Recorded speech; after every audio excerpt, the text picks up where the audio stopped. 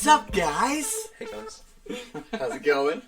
Hope you've had a good week and you're healthy out there. That was a very camp entrance. I like it. It was very. What's up, guys? How's your week been? Yes, alright. I haven't died yet. As you can see, Touch wood. As you can see, we're having Budweiser, not Corona. Sponsored by Budweiser. Let me move this a little. There, you can see us now. Anyway. But yeah, not too bad. Yeah.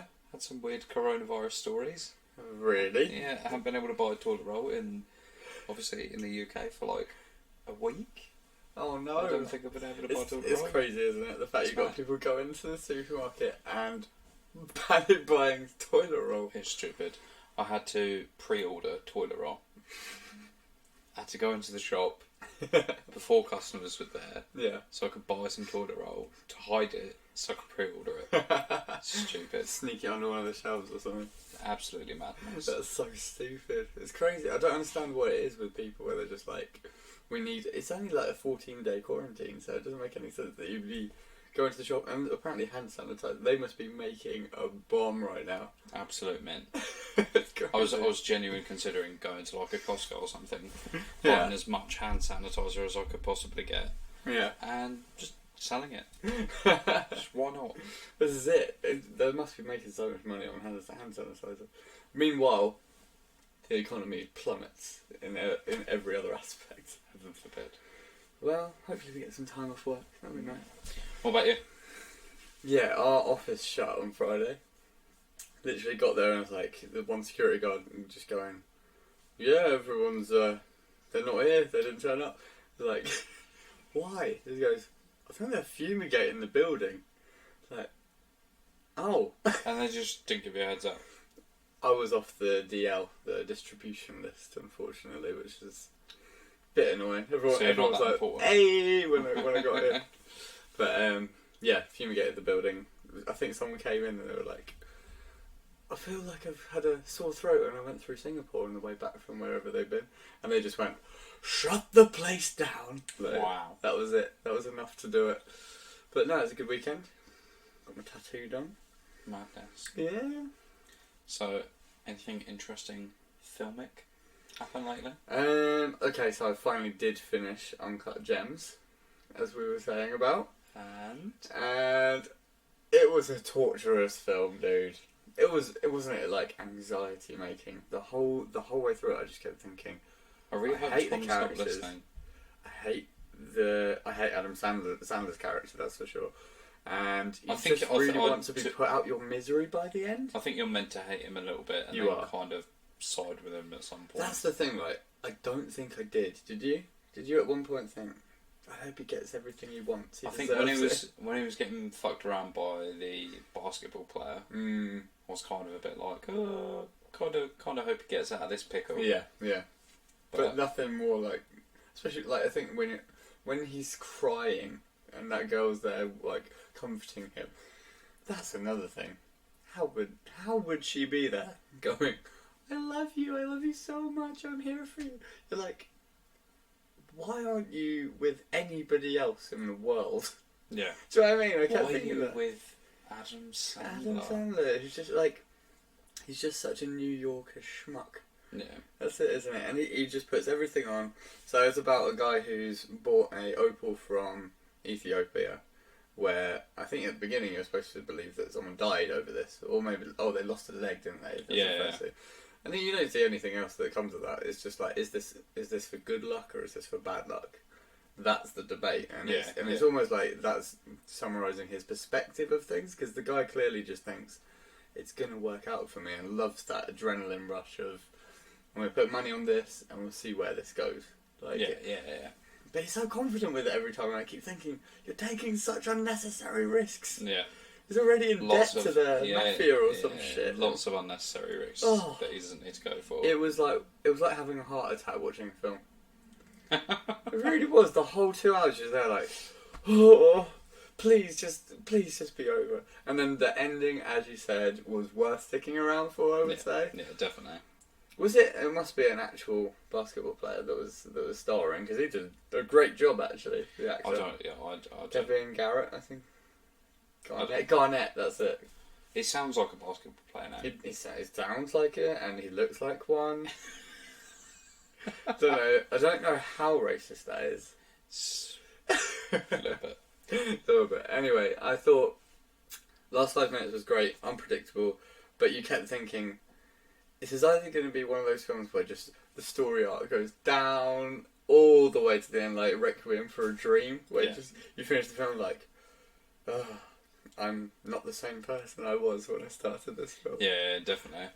And then, there was definitely like that last 10 minutes, you're just thinking, either that's going to be it, or it's going to be like a happy ending. And I'm kind of thinking, how happy is that if he wins at this point? You know? Yeah. What does it matter if he wins? He's going to end up losing it and gambling it. And I think the right call is for him to, he deserved to die. Yeah, he just deserves to die. His character. You really didn't like his character, Jesus. His character's better. But that's a spoiler, by the way. So Adam Sandler gets shot through the face, same as his other Jewish friend. Well, but not exactly friend. I think that scene is really, really good. It definitely builds such tension. Builds a tension around that last sort of basketball game and the bet that he's got going on. I didn't really understand his bet, so I was a bit kind of like, I haven't got a clue what I'm meant to be rooting for. Yes, that was this game. But yeah, it's a shame it was so American. Like, I think that's another thing. I just don't have the knowledge with basketball. Yeah. But it's clearly like that. I think that it shows me that there's a whole other aspect to basketball that I didn't actually know about, which is about people betting on games. Yeah, and that there's so much to bet on with basketball that could happen. And it obviously goes down to such a small amount of time where it can be one team winning or whatnot, and it can swing so quickly. I still don't want to watch it after that film, though. Do you know what I mean? I'm still not like. So you didn't enjoy Uncut then? Uncut Gems. Have we had to go with our 10 rating? I think. What did Tom give it? Tom was like raving about it, wasn't he? I think I would give it maybe a 7. I think about a 7 for me, because I can see why it's good. Nah, I'd give it a 6.5. It's not that great. Not that great. You heard it here first. It was kind of stylised and it was very modern, but it was Uncut Gems. A heart attack of a film. Not that great. Not that great. What do you reckon? Yeah. Yeah, about 6.5. Same. Something like that. Cool. Sorry, Tom. Not lucky, mate. You lost this round. You tried. But we'll let you come back in and defend yourself if you want. But yeah, have you seen anything else recently? Yeah, so I ventured to the Cineplex. Right, is that what they call it? I'm pretty sure that's what you kids call it these days. The kids are all calling it Cineplex.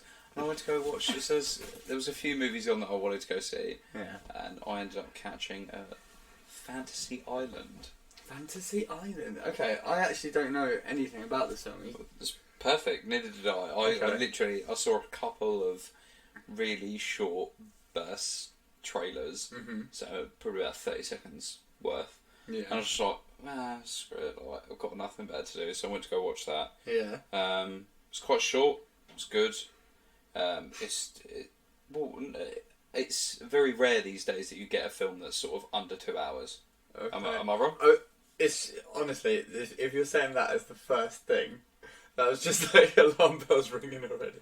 Jesus. It's called Fantasy Island, which honestly does sound a bit shit. Well, you've got to... It wasn't that long. Right, you've got to throw some positives out there before you start trashing it. So that's what I'm saying. So that's positive. It wasn't that long. Good start, great, okay. But it did feel like... But it felt like fucking forever. It felt like it was long, which is really bad. Wow, okay. Okay, so we've got... okay, how do we break this story down? Synopsis, yes. Jesus. I'm just going to tell you everything that happens anyway, but synopsis-wise, so there's there's five people. They come to this fantasy island. They've won a competition. You don't find out how. Oh, I see. But it's just like, they've been flown in on this private aeroplane. Yeah. And they've won this competition to come to Fantasy Island. They meet up with they meet up with Oh no. They meet up with the manager of Fantasy Island, and I was really like, I was so surprised to find out who the character is played by. It's played by Michael Pena. Oh yeah, I know Michael Pena. Michael Pena, obviously, like, in the watch. For me personally, just this real comical guy. He is, especially you know, when he's been in Ant-Man, he's been really that funny. Was the one, yeah. Really, really hilarious. So he's been great in that. But for him to have kind of like a bit of a starring role as a bit of a villain in a horror movie, yeah, or like a B horror, yeah, was really strange. I bet it was. So he's kind of like the big villain of the piece. Mm-hmm. So you've got these 5 people come. They come to this island. They find out that Michael Pena is he's the manager of the resort. Right. And he says to them, you know, you will all receive your fantasy. Okay. Whatever you want.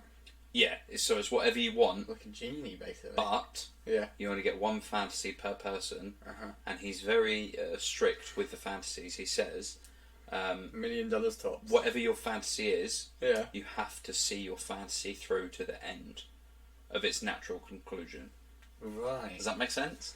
Well, it doesn't now, but I'm trying to imagine what the sort of things they would wish for that would have like a. Like they have to like let it play out. So he does. There is a bit of a sort of. He gives a bit of a funny sort of quip to one of the characters, and he says to them, I think she's played by Maggie Q. He turns around and says to her like, "Oh, you know, I'm glad that you've given me a bit of a sort of a tricky fantasy. Loads of people just usually ask for sex stuff." Which, you know, if you think about it, fantasy. A lot of people would. A lot of people go for that. Yeah. Okay, so you've got an older lady played by Maggie Q. You've got a younger girl played by Lucy Hale. Lucy Hale's done quite a few similar horror movies. Okay. She was in the newest version of Scream 4, I think. Oh right, okay. That came out this decade. Sometime, yeah. She was also in. Did you ever see or hear about Truth or Dare? Yeah, I did hear about that. Yeah, that was kind of another bit of a freaky one. So she's been in them. So I'm guessing she's kind of getting a bit pigeonholed. With yeah, it sounds like it. Yeah. And then, okay, so you've got the older woman, the younger girl. Then you had another guy. Not sure about the actor. His character was pretty boring, to be honest. But he had this just kind of standard corporal army guy. Oh, really? Even though he'd never been in the army, he was like kind of, I am army man. I'm G.I. Joe. I see. So these guys were they all like a similar age? So Lucy Hale's character is probably sort of like early 20s. But they're all supposed to be. Okay. So there's one that's early 20s, and Maggie Q's character is probably like in her 40s, mid 40s. Okay. She's quite older. The G.I. Joe fella's probably about mid 20s. And then you had a couple who I instantly thought were gay together. So it's a really flamboyant camp guy, and a really flamboyant and over the top little Asian guy. And they play them 2 characters together were really, really funny. Yeah. You find out sort of within the first sort of 5-10 minutes that they're brothers or they're half brothers. Oh, okay. But their chemistry together is really, really good. It's really funny. It's literally like back and forth. Yeah, they really play off of each other really, really well. Okay. So they your 5 main comedic duo. Yeah. Okay. They're your 5 main characters. They fly into Fantasy Island. Michael Pena turns around and says to them, you know, you're going to get your fantasy, blah blah blah. They've all had to. You have to see it to the end. Yeah. Yeah, you have to see it through to the end. They've all had to fill out these questionnaires, and they've had to kind of, I don't know, they don't really go into detail, but they have to fill out these questionnaires. Yeah. And within it, they have to describe what their ideal fantasy coming to Fantasy Island would be. Okay.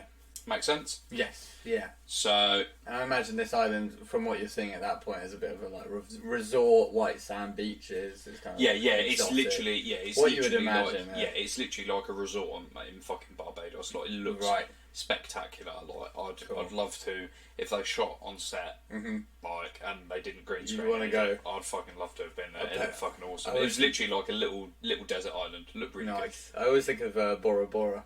Yeah, it's like that. And you did see, island. You did see a lot of shots of an island, so it did look really, really cool. Cool.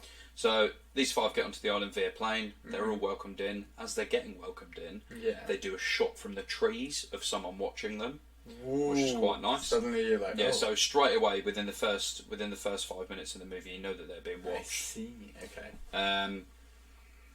And then they all go off to the bar. They have some drinks and stuff like that. And they're sort of, they're kind of getting acquainted with each other. Yeah.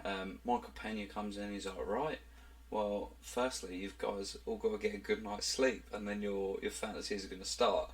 And then the two comedic duo. Yeah. They're kind of like, well, we would do, but we haven't got a fucking room, mate. Like, what the fuck? And he then he says, that's because your fantasy is going to begin right fucking now. Oh. So straight away, you're straight in there. Lucky them. He leads them into the jungle. Yeah. Which is a bit ominous, and then they finally get to what their fantasy is, and it's just this massive fucking rave in a massive mansion.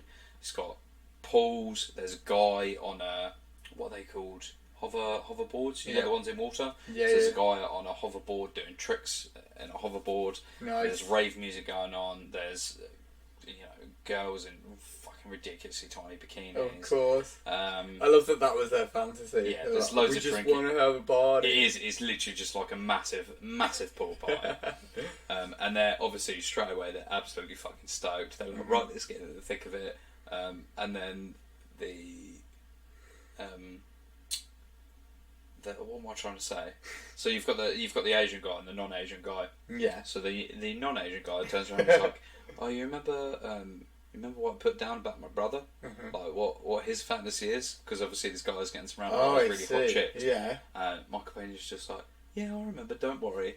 And then you just see the Asian actors. He just turns around and he looks and he's just like, oh shit, and there's these like muscle-clad guys. I knew you were going to say, it's like Magic Mike, the whole crew coming towards him. Yeah, in like tiny little trunks. Yeah. And they just stood there by like, what they called, fucking, when you go to a beach and there's I can't remember, whatever.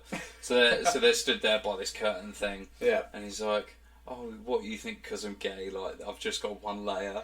And then they open these curtains.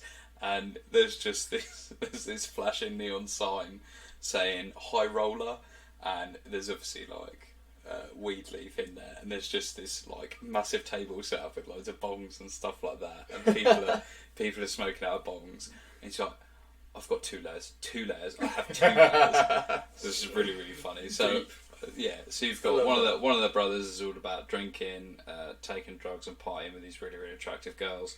You got the other one that just wants to get high with all these guys. Yes. So that's kind of their fantasy set up. That probably is a massive amount of people's fantasy, I can imagine. Yeah. So that's okay. Yeah. So what happens? So that's their fantasy set up, and then you literally go through each person. They all get their fantasy sort of delivered to them, and for the first few moments of their fantasy, it's kind of what they asked for. The G.I. Joe character. He was a policeman and his dad used to be in the army. He never got to enlist because he wasn't allowed to from his mother. And his fantasy was that he could be a soldier. Bless. So he gets the uniform, gets thrown into the middle of the jungle. The girl, the younger girl, Lucy Howe, her fantasy is that she could get revenge on a high school bully. So really? she goes down, Hers out of all of them is probably the darkest. This sounds she goes into a lift. She goes down to the basement of the hotel. She goes into this really weird room, and she comes to this sort of control panel. A light comes on in front of her, and there's just this girl. So her high school bully sitting there in a chair. She's strapped up. She's got a gag on. Do we know what she did to her back in the day? Yeah, I think she says that she tortured her. She tortured her in school? No, not literally tortured her, but she tortured her mentally. Right. And it kind of left emotional scars on her, and it meant that she had to go and get counselling when she was in high school. And tormented stuff. Her, yeah. I get she tormented her. So basically, she wanted to get revenge on her. she's set up with this control panel, and she sort of has a figure out with all the buttons, and she finds out that the buttons all do different things. So one of them pours water over her, one of them shocks her, one of them so a couple of the buttons, like, so they're kind of just... I was going to say, this is now going to take a dark twist, yeah. Yeah, so literally with hers, it straight away goes in with a dark twist. So at first she's kind of playing around, having a bit of a laugh. Pouring water over. One of the buttons brings up a video of this girl having sex with someone, and she's like, hold up, that's not her husband. And then she's like, oh damn, that's not her husband. And then another button flashes up, so she presses that button. Yeah. And then that button posts the video of her having sex with someone else, and puts it onto her Facebook page. Brutal. This is all shown to Lucy Hale on this big screen. Yep. So she can see it all happening, and also there's a screen that the girl can see it all happening. Oh, so she can see that someone's posting that to her Facebook. Then there's another button, and the video. There's a camera set up in her husband's lounge. Okay. And you just see the husband watching the video on her Facebook. Oh god. And he's trying to call her, and she's watching him see this. She's watching him see this. So you know, there's quite a lot of inventive torture techniques in there. But the most important part is when she's watching the husband, he's trying to call her, and he says, where the fuck are you? Like, what's going on? Is this where you've been for the last 2 days? And instantly, the girl's just like put her back, like, oh shit. 2 days? What do you mean 2 days? Yeah. And she's like, what the fuck? Because she doesn't believe, and none of the other people that have sort of come onto the island believe that when they've asked for their fantasies, they don't believe it's going to be real. No. They just think it's going to be like done by holograms, or it's going to be done by actors. She doesn't think that she's actually doing this? So she doesn't believe that she's actually torturing her tormentor when she was at school. Well, she's a bit of an idiot, she just thinks it's an actress or it's a hologram or something like that. Yeah. So straight away she's like, oh shit, well, I need to fucking help this girl out. Suddenly she realises, yeah. Yeah. So that's her thing. The old lady, her thing is like, oh, I have the biggest. I wish I could go back to the biggest regret I had in my life and go back to this dinner date I had with an ex of mine. He asked me to marry him. I wish I could go back and say yes. Like that. Yes. Okay. It's so predictable. Okay. Cool. Yeah. So that's kind of all their fantasies set up. Yeah. Obviously, some bullshit happens. And all of their fantasies get super fucked up. Like, I really can't be bothered to go into detail and explain all of them to you. What I would say is, quite cleverly, with the plot, all of their fantasies interweave and interlink, and also you find out that all of the characters are actually sort of in relation to one another. Which I quite like. Nice. Okay. So I believe it's Saw 6. I didn't see. I was getting Saw vibes already from this. Yeah. It's, to be honest, it's nowhere near like it's not as dark or as gory. Saw's much better, but it did kind of steal this plot device from Saw. Okay. So in Saw, usually I think it's Saw 6. There was about 6 or 7 characters, and they don't know that they don't know each other, or they don't know that they're kind of.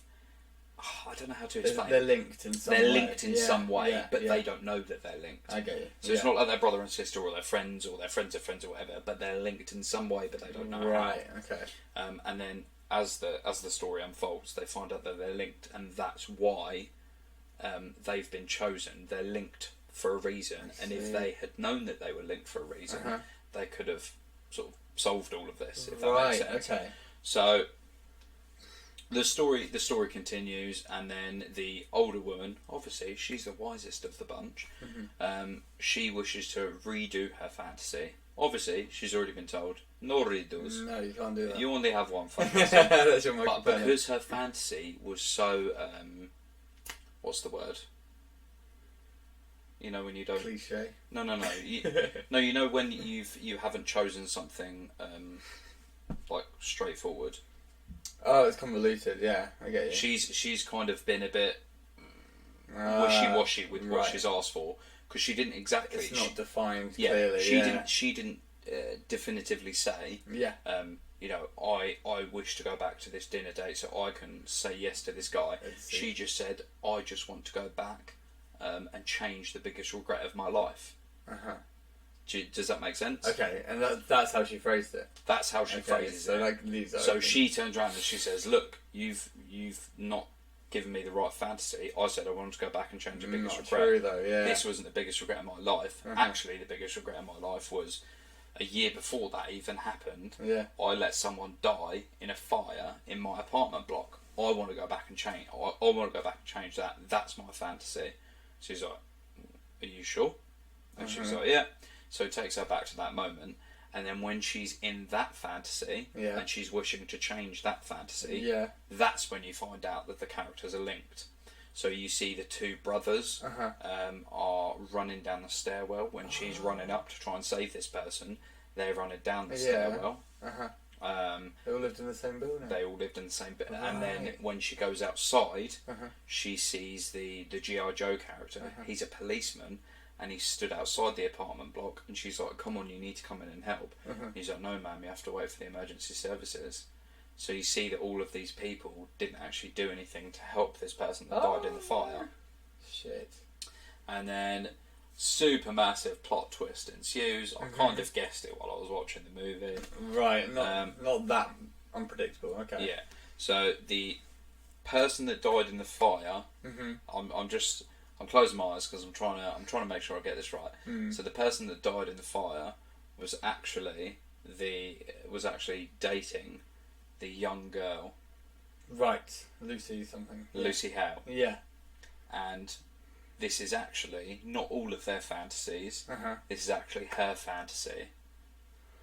She heard about Fantasy Island, and her fantasy was to torture these people because the person that died in the fire was the guy that she was dating. Oh no!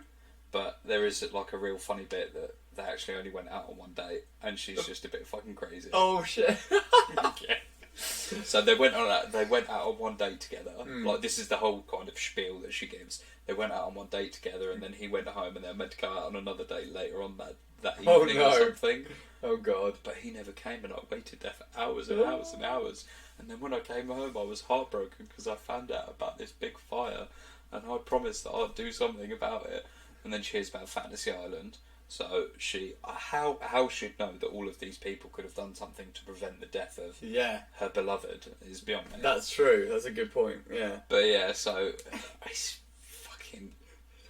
And like, I really wish that was just kind of the main plot. Yeah. But there is actually another subplot that runs along that. Oh my god. I can't remember his name. It's Michael Roker, I believe his name is. The guy that played Not the wrestler. No, that's Mickey Rourke. Yeah. You know the guy that played in Guardians of the Galaxy? You know the blue guy? Yeah, I know who you mean. Him. There's another kind of subplot going with him, and he's on the island, and he actually knows what's happening, and he's trying to make sure that Michael Pena can't get away with it all, and God, there's so much there's this big crystal, and they're drinking from this water. Everything you see in this film is not what it seems until the very end, and then you suddenly go, well, this is all completely surprising. It was literally like, this is what I mean by it was short on time. Like, it was only I think about 105, 110 minutes long. Yeah. So it's quite short in terms of films these days. Yeah. But fuck me, like, they've packed a lot in, and at some point it was just kind of like, okay, can we just get to the next bit? Yeah. Some of their fantasies are a bit boring. Like, the G.I. Joe one was a bit boring. Yeah. I was just like, let's go back to the party, guys. Exactly. Their fantasies fucking cool. Like, let's go back. This is all popping off there, but this guy just wants to be a soldier. But yeah, so the big twist ending was that it was Lucy Howe's fantasy all along. She had orchestrated all of this, and she had won Love Island, and that was her fantasy. Not I Love Island, Fantasy Island, and that was her fantasy. Her fantasy was she wanted to fuck these guys. Got you. So all of them were there because of her. Yeah. And she was the only winner. Well, that's what you think. Oh no, there's more to it. Guys, is anyone else confused? Oh my god. So the girl that she... I feel bad for you having to describe her tormentor from school, who she had helped save, was following her this whole time. Because they were trying to escape Fantasy Island. And she ends up getting in with the rest of the gang. And once again, it's just a weird thing. And they're all like, hey, well, you're on the island. Yeah. You haven't had fantasy yet. And then she drinks the water and she's all like, my fantasy is that she fucks off with her ghosty boyfriend. And then she gets dragged into this pool of water and she gets drowned. Okay. So she ends up dying. Okay. Basically, Lucy Hale's character ends up getting her comeuppance. She got all of these people to this island. She ends up getting her comeuppance. And There's so much to this. And then I think too much. I think 3 of them escape. I know it sounds like a really confusing plot. It does, because it sounds like in the same vein of like every character is a bit dislikable, and I thought it was going to be like that kind of standard.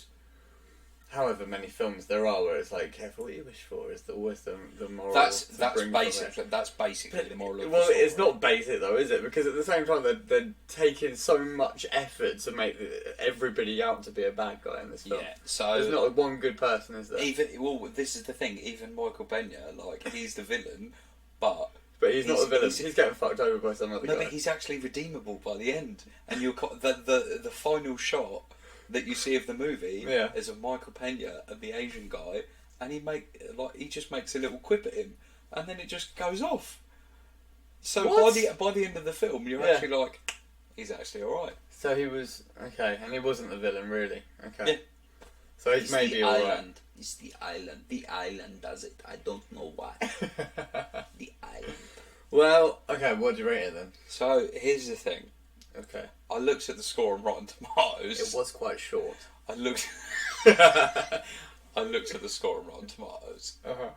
So it's bombed, hasn't it? Guess a percent. Out of 100, it's 9%. 8%. Oh, it's so close. 8%. Oh, dude. I think the story. See, this is the thing. I think the story is too convoluted. Yeah. You could really, for a film called Fantasy Island, and if you want to make a horror movie about that, that's fine. Yeah. But you don't need all these weird there's no need for some of the plot to be there. Yeah. The whole thing with this magical rock and them having to drink from this water. It definitely sounds like they've overdone it. Like, I feel like they've just gone, thrown loads of shit at the wall and been like, try and make something. Well, it sounds like they've got like a group of writers almost to write what they think should happen and try to include as much of it as possible. Yeah. How about they double cross them, and then actually that's not the villain. They're like, yeah, all right, we'll just chuck that in as well. It's like just saying yes to everything. That's what I mean. There's a lot of madness. Yeah, there's a lot of madness. And people do not like complicated film. It sounds like one of those bad Shyamalan films towards the end where it's like, wait, what's happening now? And you're watching it and you're trying to, like, the big twists aren't big twists because none of it's made sense to that point. Like The Happening. Like The Happening. You know, it's like, is it? No, it can't be. Is it? It's the trees. It's the trees. Okay then. Sorry if I've just spoiled The Happening for anyone that hasn't seen it. Probably haven't. It has been out for maybe 20 years. Probably not missing out. It's awful. Crap film. Just don't bother, actually. The trees did it. Yeah, you get to see Mark Wahlberg's acting as well, which is something else to witness. I'm not a fan. I would have loved to see Mark Wahlberg in this movie. But yeah, so for this film, he'd have fucking saved it. Me personally, I'll probably go like a 4 out of 10. 4 out of 10. You do it 40%, not 9. Not nice try, but just execution. There's way too much in that film. You need to take like a big chunk of that story out and kind of streamline it. Yeah. Streamline it a bit better. Some of the people were really likeable. The G.I. Joe character was fucking bullshit. Yeah. Like, had some emotional story arc as well, and I just didn't believe it. Unnecessary story. He was awful. Oh no. Maggie Q was good. Michael Pena was quite good. Surprisingly, he was a bit bland, but by the end, he was quite charming. Okay, cool. So by the end, I was like, hey, Michael Pena. Well, It's weird actually, because I would have thought. Did you think it was a bit of a drop for him going from something like the big Marvel role he had to doing this? Well, at the end of the day, they've got to do something in between. You think he's just not being employed? Well, that's the thing. Even when he is with he does in these Marvel hard. movies, I've seen him in a lot of films. Yeah, but even when he is in these Marvel movies, he's not. He's not the big character. He's not Ant-Man. Yeah. He's not Ant-Man's. Not the protagonist. Do you know what I mean? He's not Ant-Man's. In this, he gets to play something different. He was probably just quite glad to do something else. Yeah, I reckon. Well, he was fine. It was just a bit. It was just a bit bland. Okay. I didn't mind him being there. Lucy Hale's alright. She plays a sort of psycho bitch quite well. So fair play to her. Who played a psycho bitch better, her or Elizabeth Moss? Elizabeth Moss, hands down. I so need to see that. But then Elizabeth Moss, she wasn't Invisible Man. She wasn't psycho. She was more fucking crazy. Yeah. Okay. Yeah. So just losing the plot. Yeah. Yeah, she was losing the plot, whereas Lucy Hale in this film's kind of already lost the plot, but she's lost the plot in a stupid way.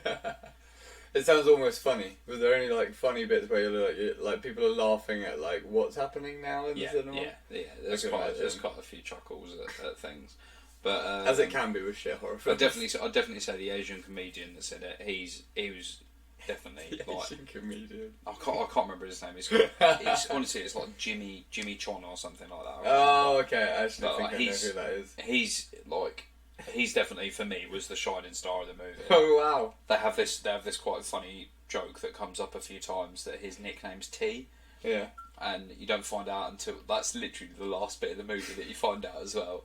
So his brother sort of makes jokes at him every so often that his nickname's T. That's the punchline. And he's like, "Oh, this."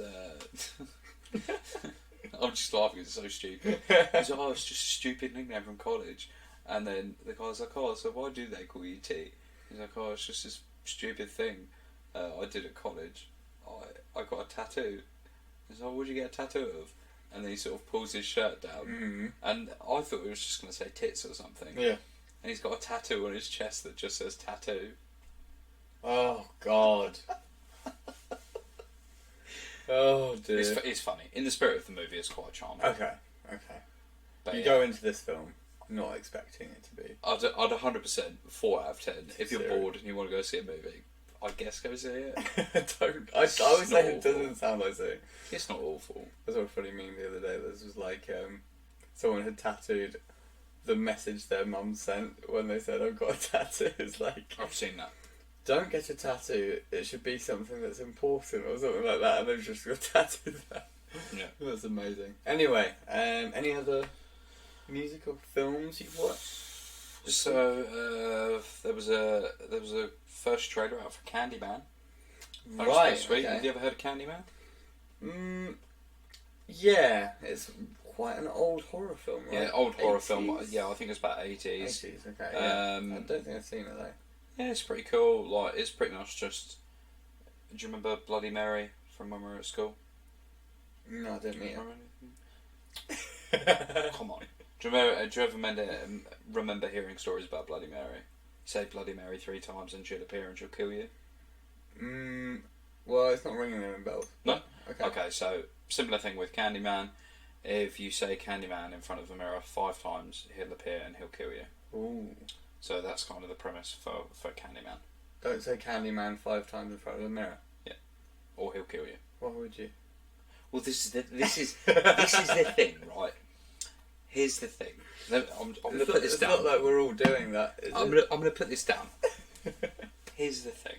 With most stories, I can kind of see how you'd get to that premise. Yeah. I don't get this. Because, as you've just said, well, you just wouldn't say it, would you? Why would you say it 5 times in front of the mirror? It's very specific. But even if you were peer pressured, even if you were peer pressured, yeah, just don't say it. Just try not to say that. What's the worst that's going to happen? If you do. What? That is the premise of the film. That is literally, this is what will happen. But this is the thing. Either surely in a person's mind, either he is real or he's not real. If he is real and you say it 5 times, you fucked. So just don't say it. And if he's not real and you don't say it 5 times, well, you haven't lost. I just don't understand. Okay, this is the actual premise. So it would start, and someone would have to explain to someone, just make sure, as if it was like a old wives' tale, just make sure you don't say Candyman 5 times in front of a mirror. And someone's gone home and gone, bet that ain't true. I'm going to try it. Well, this is the thing. So, take something like The Ring, for instance. So, Ring, or Ringu, whatever you want to call it, was a videotape that you had to, that if you watched, you were going to die within 7 days. That kind of premise I can take, because if you find a VHS, well, I'll just see what's on this VHS then. Yeah. And you're like, what's that? And you are watching it. You'll be intrigued. That's it, you're intrigued. Whereas if someone says to you, don't say this 5 times, it sounds like effort already. Just shut up. You just want to say maybe it once. Maybe once. Yeah, it's a very specific, very specific. Anyway, so what's this trailer? If we take the fact that the premise is ridiculous, sucks, clearly, and we'll just take that, we'll wrap that up in a bow, and we'll put that over here. It actually looks quite good. Why? I'm trying to think. Was there someone famous in the original that I recognise it from? Why did it become like a big hit back in the day? Do you know? Have you seen the original? No. Oh, okay. It was just I think John Carpenter. Is it John Carpenter? No. He was Halloween. Okay. I'm trying to think why it was that everybody went to see. I don't know. I honestly don't know. Okay. Let's speak to someone from the 80s and find out. Well. I haven't got a clue, but I'm really, really interested in this. The main reason I'm interested is, do you know who Jordan Peele is? I recognise the name, but no. So when me and Tom were talking a few weeks ago about the Oscars, and the potential for a actor or a director of colour to win an award, I don't know why I didn't think of this when we were talking, but instantly my first thought is Jordan Peele. He's a really, really good director, and in the last few years he's been getting a lot of acclaim from people. Oh, nice. He directed Get Out. Nice. Do you remember Get Out? Great film. Yeah. And he also directed Us. Oh, cool. Cool. He's really, really good. He likes, from what I can see, he likes doing sort of out there horror movies that kind of play with stuff but subvert it. You know, he sort of takes what you know and subverts it into something different, which is really cool. Yeah, that sounds good. He's involved in this movie. He's not directing it, but I think he's producing, and he's had a hand in writing it or something like that. But just the fact that he's involved in the project makes me invested straight away, because I know the shit he's done is good. I'm invested in this movie now. Cool. But yeah, so main premise: don't say Candyman 5 times. Just don't do it. Literally. And people do it and they die. But yeah, so I've seen the trailer for it. It looks good. It's out in May, I believe. Okay. Fucking go see it. Check it out. It looks good. In it, we would know, or is it? Nah. Not this one. Don't think so. Okay. Hopefully, it can live up to the first one. It's a hard one to beat, though. Surely. Yeah, I believe so. I think we should go speak to some people that are in their 40s. Yeah. Is it 40s? Yeah, all our 40-year-old friends that we have. Yeah, we've got loads of them. But yeah, definitely, give the trailer a watch and go check it out when it comes out. It looks fucking sick. Cool. I was going to ask, from the t-shirt, Rick and Morty, have they had... This one here? Have they finished the series yet now? Rick and Morty. No, so, what are they on now? Season 4? Yeah. Yeah, season 4. So what they did was, they did... the first 6 episodes or 7 episodes, they're splitting it up, basically. That's what they did. I wondered why I hadn't seen them. Okay. Yeah. Right, cool. So they're splitting the season in 2 halves. I'm excited to see the rest of that. Oh, I love Rick and Morty. I haven't, to be honest, the first half of this season was alright, but some of it was really good and really funny. There was moments, wasn't there? But there hasn't been individual episodes that have really stuck with me.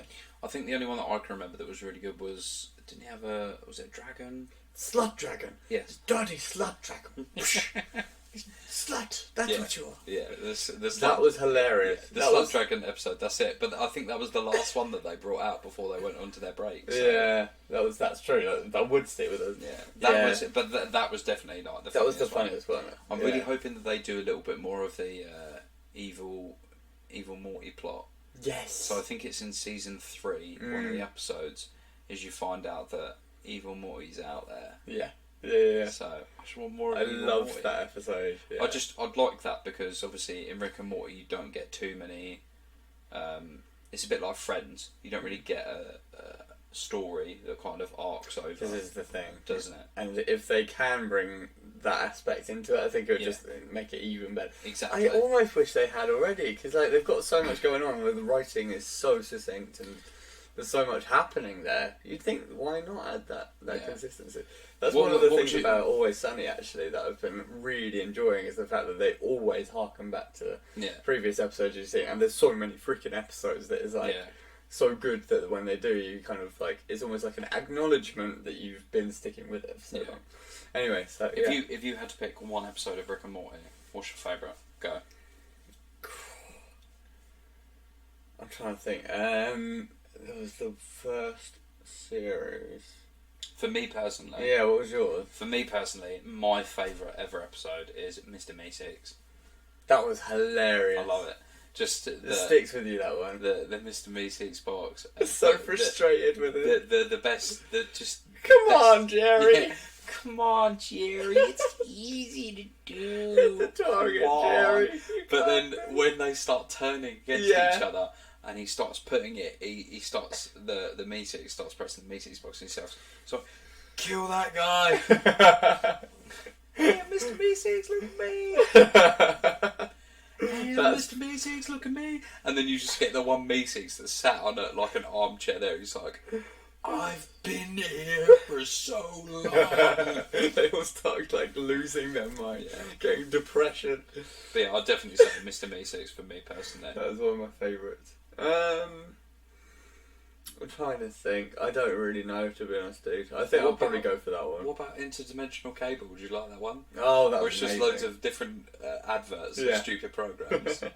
There's 2 guys being chased by a tidal wave, and there's a tornado, and it's gonna get them. And they're just loving everything. But they don't know. They're like, this is awesome. Yeah. Wasn't there one where Jerry was having... he just made the worst decision, which was instead of Interdimensional Cable, he went and he thought he was saving the planet by having like a heart transplant with someone. Do you remember this one? I think this is more quite a recent one. It was a dick transplant. Dick transplant, that was it. And instead of everybody being like, "Well done, Jerry," it just makes everything so much worse. That's typical Jerry. He's typical such a Jerry, man. Jerry is such a funny character. Like, they use him to the best of the ability that they can. Yeah, sucks. He sucks and he knows it. He's so pitiful in every way. It's weird that him and Beth have got back together now, to be honest. Very strange. I love the fact that we're just having a conversation about these people like they're real people. Yeah, exactly. Brilliant. God, I can't believe this plot threads. But no, I think I haven't had any other news this week. No news. No news. No news. Yeah, I've just been feeling a bit poorly, actually. Yeah. I really hope you haven't got it. Just cuts out. Oh my god. They were never seen again. So, what do you think's going to happen? Do you think... Yeah, this is the debate, right? Are we going to go Planet of the Apes? Is it going to be Shaun of the Dead style? Well, they're saying... So, you've seen what happened with Italy, right? Yeah. Just shut down. Completely shut down. They're saying that could happen here. It could be like everybody... I don't know what will happen at that point, because surely like people still have to work. A lot of offices will still be okay because people can work from home. But a lot of things won't be able to continue. Will people's pay get docked? How long will that go on for? That's the other thing. If people are quarantined, we'll see it with Italy actually. Will it be a couple of months? This is the thing with our business. They've cancelled all of our conferences for the next month now. So a lot of businesses like, oh, is it going to suffer for it? Are they going to do the whole... luckily, I think it was today that the Prime Minister said they're not going to do the whole like cancelling public events, because apparently that doesn't actually help that much. The virus doesn't last long outdoors or something. Well done, Mr. Johnson. Thank you, Mr. Johnson. He's brilliant, isn't he? He's just... What a guy. What a guy. He's the best. I love it. So, didn't it come on TV the other day and it went, just brush your hair for once at least? It's like... Honestly, yeah, whenever I see him on TV, I'm just like, dude, if you could just brush your hair, just please. It's just like a simple presentation. Sometimes it just looks so fucking knackered as well. Fucking minister. The Prime Minister. It's like, do you realise that? Get a hairbrush. Just brush your hair. I'd love to see him with like a comb over like that one day. Just come out of Downing Street, just be like that. What, looking exactly like Trump? Yeah, this is me today. Hello everybody. Just slicked it back, like completely greased. How's it going? Maybe there's like behind the scenes Boris Johnson really tries with his hair, and there's just this like continuous kind of like him just going like that, and he just can't do anything with it, and then he just goes, "Ah, bloody bucket." Just walks out, and that's it. That's every day for Boris. I kind of hope not. So I very much doubt it. The other sort of biggish trailer I think I saw, of the movie coming out in May was the last Black Widow trailer. Oh, when is that coming out? Do you know? Yeah, I think it's like the first week in May. Awesome. Okay. Looks really good. Obviously, we covered before. It's got David Harbour in, which looks really cool. David Harbour is from Stranger Things, by the way. Yeah, if you didn't know, come on, guys. So I think that looks really good. I'm still convinced David Harbour's going to end up being the villain in the movie. There's just some vibe that you get. I'm pretty sure it's labelled as he's Natasha Romanoff's dad. Oh, okay. I'm not sure. Interesting. But I think from the trailer, he's meant to play her dad. But I still think he's going to turn out to be. I hope he's going to turn out to be. Well, we're going to have David Harbour. We may have David Harbour. No, I wish. Fucking don't say things like that. God, you get me excited. But we may have someone to talk about it with us. Oh, golly gosh, I can't wait. Keep your eyes peeled. Indeed.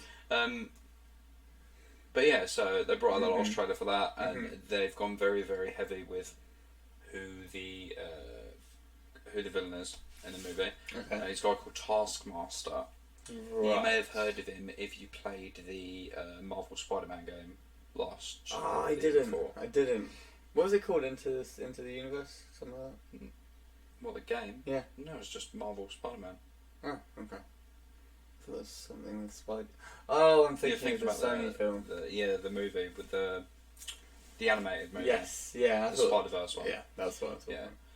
So the Taskmaster is just... I don't know an amazing amount of him. I don't know an amazing amount about him. No. But from what I can tell from I think I've read like 1 or 2 comic books with him in it, and I've obviously seen quite a bit of him in that Spider-Man game. Yeah. Is he watches the characters, the heroes, sort of from a side, kind of weighs up what they do, what they're good at, what they're bad at. Right. And then when he confronts them, he uses that against them. Calm and calculated. Yeah. So in the Spider-Man one, in the game, when you kind of had a big fight with Taskmaster, you'd meet up with him. You'd do battle with him, and every move you did, he'd be able to do it, and he'd be able to counter you. I love that. That's so cool. So there's obviously quite a lot of like Taskmaster. He sets you tasks. You know, that obviously kind of makes sense with the name of Taskmaster. Okay. He's going to challenge you. So he's going to challenge you mentally and physically. Okay. But I quite like that. You know, we haven't seen Taskmaster before in a Marvel movie. That's quite exciting. I like the fact that we've gone completely different with that. I think that's pretty good idea. Cool. Very good idea. But you know, it's when is this being set? Is it pre-Avengers or pre-Avengers, pre-everything? Cool. So you know, everyone's kind of always been after a Black Widow movie. So let's do it. I'm gonna see sort of where she's come from, and I'm also really, really interested in how they're gonna finish it. So where it's gonna lead. Yeah, my thoughts would be it would maybe finish with her meeting Nick Fury, Samuel L. Jackson. Maybe it will. I was gonna say like maybe it will finish with her. Open to like gently lead in some other exactly. characters. That for me would kind of make sense. If they tried to kind of have a scene with like her and Tony Stark or something, it wouldn't really fit. I don't feel like. No, you're right. And she obviously kind of came into Shield, and she was with Fury for a little bit before she sort of was dressed as like Tony Stark's assistant. Yeah. So I kind of feel like the movie should kind of just finish with her meeting Nick Fury and her being like, right, you're going to be with us in S.H.I.E.L.D. now. Stupid question. Yep. Is Scarlett Johansson in this film? Yeah. Okay, right, good. I was going to say surely, but you never know. I was just thinking how far back they're going. I imagine. Oh, whether they go back to like her being like a baby or a teenager. Yeah, I was going to say it's like from birth almost. Yeah, no. It's I'm not quite sure where it picks up, but yeah, it's her. Okay, cool. But yeah, I'm excited for that. Yeah, definitely should be good. That'll be the next big one, I reckon. As well, like it's gonna be quite nice to have a Marvel movie. Like, yes. I kind of feel like we haven't had one in quite a while. We kind of went through that phase of where we had one every few months, and now we haven't had one for what was the last one? Spider-Man, I think. Yeah. And that was a good sort of 7-8 months ago, maybe. Yeah, that was it, wasn't it? So it's been quite a while. So it's going to be nice to have a Marvel movie. Definitely. And kind of be back in that. Oh. Be back in that universe again. You know, we said last week James Bond was delayed because of coronavirus. Here we go. Yeah. There's been another one already. Another movie. Peter Rabbit 2. How gutted are you? Oh, mate. I know. James Corden is a rabbit. James Corden? Mm-hmm. But where's he going to get his money from Guys, now? you're going to have to wait. I'm sorry. Where's James going to get his money from now? Yeah.